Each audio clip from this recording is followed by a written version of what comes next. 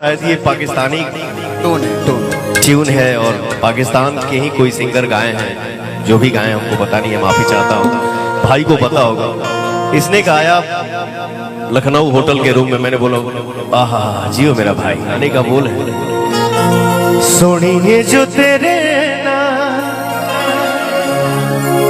दगा मैं कमावा, रब करे मैं मर जावा। जी हाँ दोस्तों आपने देखा एक स्टेज शो के दौरान भोजपुरी के पावर स्टार पवन सिंह ने पाकिस्तान के बहुत अच्छा गाना एक स्टेज शो में गा दिया। जी हाँ दोस्तों, पवन सिंह ने पाकिस्तानी गाना को गाकर पूरे इंडिया के अंदर बवाल करके रख दिया है और लोग इनके ऊपर तरह तरह की आवाज़ उठा रहे हैं।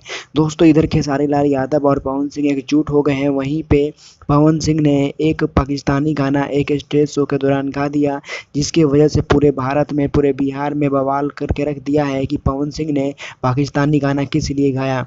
पवन सिंह को पाकिस्तानी गाना नहीं गाना चाहिए था।